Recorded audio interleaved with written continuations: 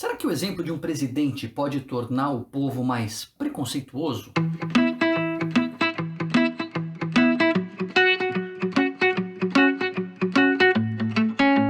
Resposta curta, sim. Resposta longa de por que isso acontece, a gente vai ver no vídeo de hoje. Assim, claro que você se inscrever aqui no canal, já deixar o seu like, clicar no sininho para receber os alertas quando tiver vídeo novo.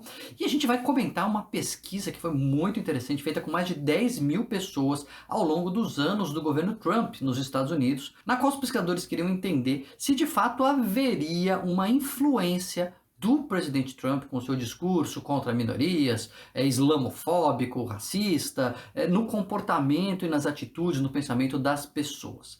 Eles fizeram o seguinte: os pesquisadores entrevistaram aí, soltaram esses questionários, conseguiram muitas respostas, né? Um número muito grande, de 10 mil pessoas aí respondendo os questionários, é um número significativo que dá para extrair dados sólidos, né, dessa pesquisa.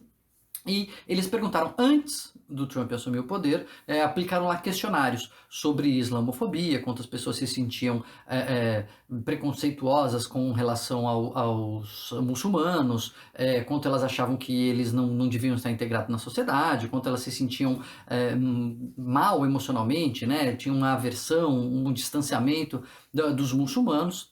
Perguntaram também sobre racismo, né, como que elas se sentiam em relação à população preta, como que eles se sentiam em relação aos afro-americanos, como eles chamam lá, se achavam que tinha diferença, se achava que branco era mais esperto que preto, se não tinha diferença de inteligência. Aplicaram esses questionários com relação ao racismo e com relação a minorias em geral. Né, o grau de preconceito, de distanciamento, o grau de necessidade de garantir direitos de minorias, tudo isso que foi avaliado no primeiro momento, antes do governo Trump assumir. Depois de 2 anos no poder, eles voltaram, de 2 anos do Trump no poder, os cientistas voltaram a entrevistar essas pessoas com relação às mesmas coisas, com relação ao racismo, com relação a direitos de minorias, preconceito com muçulmanos, todos esses mesmos questionários, essas mesmas perguntas. O que eles viram no primeiro momento? Que não tinha aumentado, parecia o preconceito não, tinha lá a nota, né, o score de preconceito geral para aquela população, antes e depois do governo Trump, não fazia muita diferença. Só que aí eles separaram as pessoas, porque eles tinham feito essa pergunta, entre apoiadores e opositores do governo.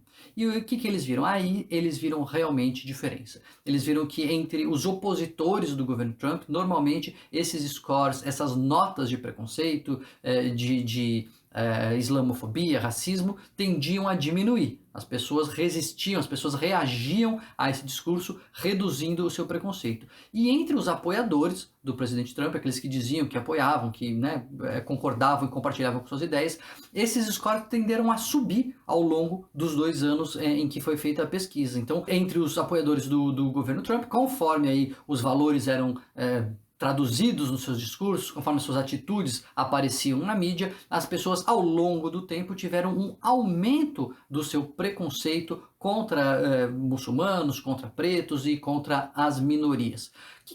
Qual é a causa? Por que os pesquisadores acham que isso aconteceu? E eles testaram também essa ideia no meio da sua pesquisa. O principal fator é uma mudança na percepção das normas sociais.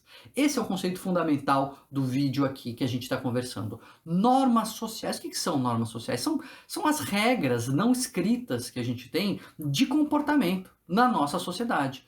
O que a gente acha que é certo, o que a gente sabe que tem que ser feito, ou a gente sabe que não pode ser feito, independente de estar escrito em algum lugar, independente de ser lei. Então você vai para uma entrevista de emprego, você não vai de calção de banho. Não sei que seja entrevista de emprego para salvar vidas, talvez. Né? Você tem uma forma, uma norma social de se comportar. Você convida uma pessoa para sair, você tem um jeito de agir naquele momento. Se você vê uma pessoa com um defeito na rua, um defeito na face, um defeito no corpo, você interage com ela, você tem uma maneira. Você tem uma norma social de interagir com ela, não é? Você não fica apontando defeito, você não comenta. tem normas, tem regras que são socialmente definidas, que traduzem os valores daquela sociedade, os valores daquele grupo de pessoas e que são o certo ou o errado a fazer, de novo, independente de estar escrito em algum lugar. A postura de um líder leva a mudanças na percepção da norma social. Porque se o chefe está fazendo, se o presidente está fazendo, alguém que eu confio, alguém cujos valores eu compartilho, que eu votei nele, que eu endosso, e eu vejo ele dizendo que a gente pode tratar diferentemente preto de branco, se a gente pode restringir direitos de minorias por serem minorias, se eu percebo isso, eu começo a entender que essa é uma norma social aceitável e isso está por trás da minha maior atitude preconceituosa. E isso está por trás do aumento da minha atitude preconceituosa. Os pesquisadores mediram isso, eles perguntaram lá dentro dos grupos se, por exemplo, as pessoas achavam que os americanos em geral tinham se tornado mais críticos aos muçulmanos. E as pessoas diziam sim, em geral os muçulmanos são mais criticados aqui nos Estados Unidos nos últimos tempos, tanto os apoiadores quanto os opositores do presidente Trump.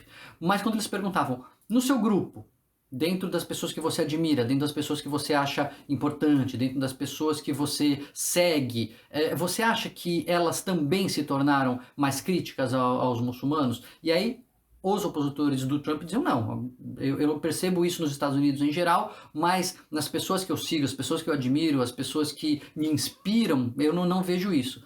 No grupo dos apoiadores do Trump aconteceu diferente. Foi justamente a resposta sim. As pessoas que eu admiro, as pessoas que eu sigo, as pessoas que servem de modelo para o meu comportamento, elas estão também mais críticas aos muçulmanos.